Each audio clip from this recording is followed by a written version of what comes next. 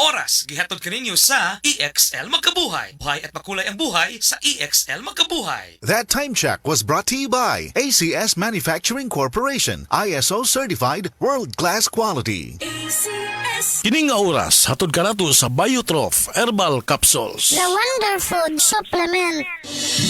Salamat sa Biotrof Herbal Capsules kay nawa ang sakit-sakit sa akong lutahan. Salamat sa Biotrof Herbal Capsules kay miubos akong blood pressure. Salamat sa Biotrof Herbal Capsules kay mikunhod na ang akong blood sugar. Salamat sa Biotrof Herbal Capsules kay nagkahiyos na nga akong goiter. Biotrof Herbal Capsules. Garantisadong epektibo para sa mga nagkalain-laing balatian. Mapalit ang Biotrof Herbal Capsules sa tanang mga botika sa inyong dapit. Biotrof Herbal Capsules, the Wonder Food Supplement. Salamat sa Biotrof Herbal Capsules kay nawa ang sakit-sakit sa akong lutahan. Salamat sa Biotrof Herbal Capsules kay miubos akong blood pressure. Salamat sa Biotrof Herbal Capsules kay mikunhod na ang akong blood sugar. Salamat sa Biotrof Herbal Capsules kay nagkahiyos na nga akong goiter. Biotrof Herbal Capsules. Garantisadong epektibo para sa mga nagkalain-laing balatian. Mapalit ang Biotrof Herbal Capsules sa tanang mga botika sa inyong dapit. Biotrof Herbal Capsules, the Wonder Food Supplement. This news is brought to you by Playtime Entertainment, born for happiness. Ang mahugaw nga colon na makadaot sa lawas. Dako mahinabo nga mahilo ka og sa kadangatan magdevelop ini sa colon cancer kung ato pasagdan ang large intestine. Ang hugaw nga colon ang pinakauna nga silent killer. Ang kamatayon magsugod sa colon. Mag-inom sang Super Fiber, the fast-acting colon cleansing product approved by the FDA Philippines. Ug para sa mas maayo nga resulta ubanon sa pag-inom ang Life Extension Vitamin D3 kag Super Fiber para sa himsog kag maayong digestion. Mag-inom kada adlaw sang Super Fiber. Mapalit sa mga butika. This newscast is brought to you by BioFlu. 2 or more symptoms? Baka flu na yan. I-BioFlu na. The original Koi Herbal Capsule. Ako si Leticia Larcuarin, edad 73, taga Sikatuna Street, taga Barangay Dayas. Ay, kapoy akong lawas, nya, kanang sakit akong dugan. Nya karon inom na ko ani, nahupay na akong dugan ba, di na magsakit, basta makainom ko ani. Mo, duhan na rin katuig, mo dyan akong imnon. Panagay ko na ko ang vitamins, kanina akong inom. Kaduha sa usa ka adlaw, bunta o gabi. Daghang salamat sa The Original Koi Herbal Capsule. Mo dyan nakatabag na ako, ngawa na ako, masakit akong dugan. The original Koi Herbal Capsule. This newscast is brought to you by United Home Kidilets, chewable paracetamol in candy flavors. Mga higala, may adlaw ka natong tanan. Kini si Kuya Gulyat ninyong adunay na ilhan nga lamian kaayong tabliya. Ang Don Pepe tabliya. Sa kaumot ng kalami, walay mudili. Sa Don Pepe nga tabliya, kini mao'y paborito.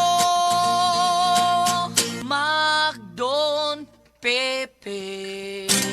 Don Pepe tabliya. Charap ni bay. Kung makatilaw ka, magpangita ka. Mga higala, karong mga panahon na daghan na kaayong herbal supplements bisag unsa na lang, pero ang pangutana unsa man gyud ang atong nga masarigan para sa atong panglawas, labi na kung nagkaidara na ta. Para nako ha, klaro kaayo diri ko sa hinimo sa Unilab ang Herba Strong. Mao gyud ni ang pinakaunang herbal supplement nga gihimo sa Unilab, mao nga salig gyud ko ani. Ang Herba Strong puno sa antioxidants gikan sa mangosteen, turmeric, dragon fruit ug malunggay. Makatabang ni sa healthy aging with proper diet and exercise. Mutabang ang antioxidants nga protektahan ang cell sa lawas. Busa, bisan nagkaidaran o nagkatigulang na ta, kaya paghihapon nato i-enjoy ang kinabuhi nga mas himsog kauban nato ang Herba Strong. Strong sa una, Herba Strong karon. Mahalagang paalala, ang Herba Strong ay hindi gamot at hindi dapat gamiting panggamot sa anumang uri ng sakit. Ayaw si Piata pagpaminaw sa balitang yutahon sa Sieti, ang inyong mga kabukiran, inyong kaugmaon, ang among focus, kaugalingong yuta para sa bukas na masagana. Dinhilang sa balitang yutahon sa Sieti, matag Sabado alas 5 sa hapon hangtod sa alas 5:30 sa hapon, makita usab sa DYHPR Limen Cebu Facebook page. Para sa uban pang updates, i-like, follow ug share ang official DAR Facebook, Instagram ug YouTube accounts nga at Dargo PH Official sa Facebook DAR 7 Central Visayas o sa official DAR website www.dar.gov.ph.com. Hatod ka ninyo sa Department of Agrarian Reform. Express love naturally gamit ang honeymoon tea. Aduna kini natural nga herbal nga makatabang aron mapagawas ug mapadayag nimo ang imong gugmas sa natural nga paagi. Bukaw ni ini ang kainit sa imong pagbati ug sa matag gabi na ay honeymoon permi. Ang honeymoon herbal tea mapalit sa mga suking butika sa kantidad nga 90 pesos per sachet SRP. Makita kini sa Mercury Drugstore, Watson's, South Star, DGP, Generica ug uban pang butika. Camel, sukang puti, susuan mo palam. Camel, sukang puti, maunag yun imong mapili. Camel, sukang puti, sasuan mo palami. Camel, sukang puti, anita na ang sekreto, ang sekreto. Salami! Sa mga workaholic, epektibo ang atong Paragis Bila-Bila Herbal Coffee. Sama na lang ni Roland De La Cruz, nga taga Mati, Davao. Roland De La Cruz, sa Purok Isla, Barangay Central, Purok President. Anong ganahan man kay ka sa kape? Sa Bila-Bila Coffee, laskig ang imong lawas o mayo ang imong lihok. Basta laskig niya kondisyon, makalihok kag may sa trabaho. Kung di ka kainom, mura magluya na ka? Murag luya-luya, lahi ra gyud. Tungod kay nindot gyud ang Bila-Bila Coffee. Kini ginama sa GFMQ Marketing kay sa Paragis Bila-Bila. Dili na ka mag-agwanta pa. This newscast is brought to you by Decolgen. Decongest with Decolgen with maximum decongesting action. Nibalik na ang pinakauna nga kape nga na ay vitamin D3. Karon, Vita D Plus Coffee Mix na ay reishi mushroom ug mangosteen fruit extract pa. Ang healthy nga kape ug humot ug lami kaayo. Vita D Plus Coffee Mix. May kape na ka, may vitamin D3 pa ka. Mapalit sa mga butika.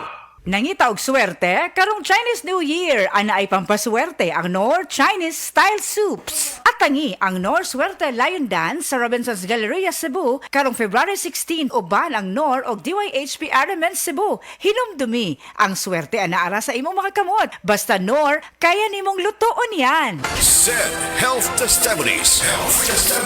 Si Sir Pablito Simudlan nakasinati og kidney problems ni sandig sa SED Cogon Herbal Capsule ug SED Panyawan Plus. Siya naulian. Sakit na yun ayo akong kilid nga nakahilig ko og dugo. Mao tong nakadungog magkuhan sa radyo nga Cogon o Panyawan. Ipalit dayon ko one week kaloy sa Diyos na wala na ko nakapatik apay wa naman ko gibati nya kaantud karon nagmintin ako. Antud karon ayo na ko hunikan sa Cogon o Panyawan. Pablito Simudlan amon isa sinta nakapin sa Buena Vista. SED Health Report. Nagpa-laboratory ko, akong sugar, 304. So, kanina nakainom ko aning Seed Panyawan Coffee Mix. Wala ko kabutag-os kabulan. Pa-sugar ko kusog. 117 na lang akong sugar. Kanina akong gi-maintain Seed Panyawan Coffee Mix. Rosemary Kalumba, 61. Kalag-kalag, Ayongon, Negros Oriental. SED Health Testimonies. Si Sir Pablito Simudlan nakasinati og kidney problems ni sandig sa SED Cogon Herbal Capsule ug SED Panyawan Plus. Siya naulian. Sakit na yun ayo akong kilid nga nakahilig ko og dugo. Mao tong nakadungog magkuhan sa radyo nga Cogon o Panyawan. Ipalit dayon ko one week kaloy sa Diyos na wala na ko nakapatik apay wa naman ko gibati nya kaantud karon nagmintin ako. Antud karon ayo na ko hunikan sa Cogon o Panyawan. Pablito Simudlan amon isa sinta nakapin sa Buena Vista. Pagbasa sa 10 kabanata ng Aklat ni Juan, ang talinhaga tungkol sa pastol, talata 1-42. Pakatandaan ninyo, ang pumapasok sa kulungan ng mga tupa nang hindi sa pinto nagdaraan kundi umaakyat sa di dapat pagdaanan ay magnanakaw at tulisan. Ang tunay na pastol ay sa pintuan nagdaraan. Pinapapasok siya ng gwardya at pinapakinggan ng mga tupa ang kanyang tinig. Tinatawag niya ang kanyang mga tupa sa kanilang pangalan at inilalabas sa kulungan.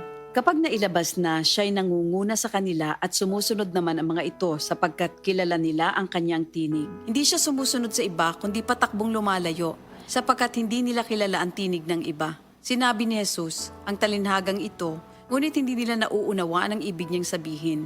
Kaya't muling sinabi ni Jesus, pakatandaan nyo, ako nga ang pintuang dinaraanan ng mga tupa. Ang mga nauna sa akin ay mga magnanakaw at mga tulisan, ngunit hindi sila pinapakinggan ng mga tupa. Ako ang pintuan. Ang sinumang pumapasok sa pamamagitan ko ay maliligtas. Papasok siya't lalabas at makakatagpo ng pastulan.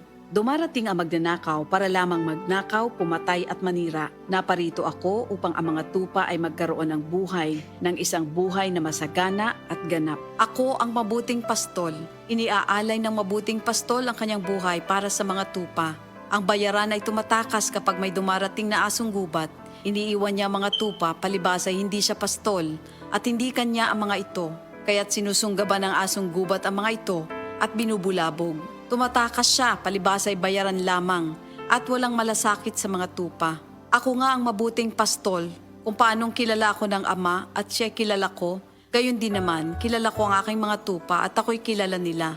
At iniaalay ko ang aking buhay para sa aking mga tupa. Mayroon akong iba pang mga tupa na wala pa sa kulungang ito. Kinakailangan sila'y ipasok ko rin at papakinggan naman nila ang aking tinig. Sa gayon magiging isa na lamang ang kawan at isa ang pastol.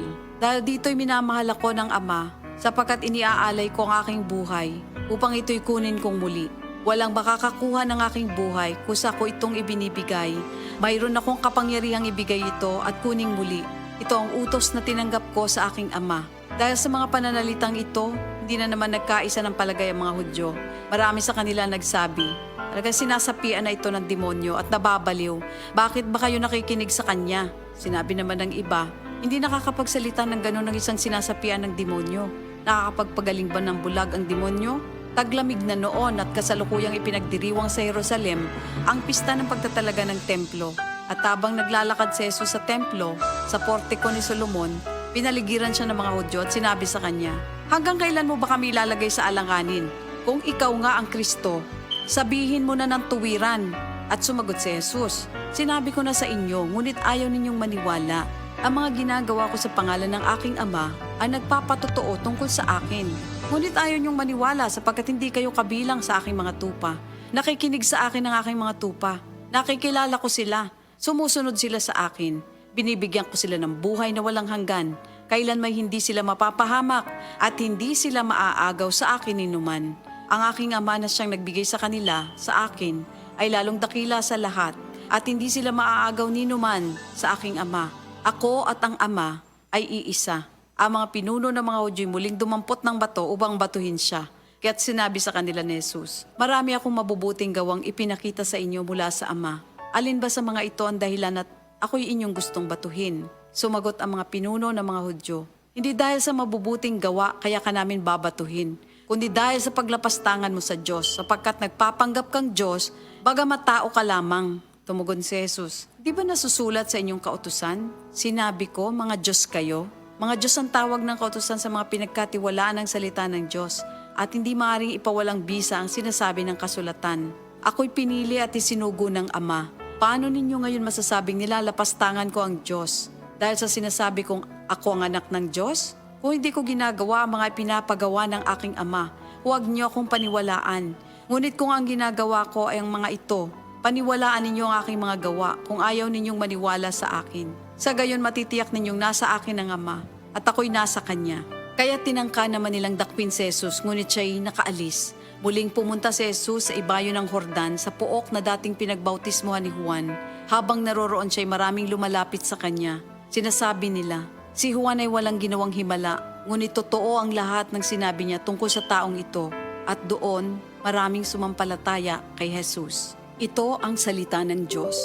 Prostate cancer, ang delikado ug mamatay ni nga sakit nga cancer sa mga lalaki. Mag Life Extension Vitamin D3 na mo. Rekomendado sa mga medical doctors. Aprobado sa FDA Philippines ug FDA USA. Suklan nato ang prostate cancer. Mapalit sa mga butika.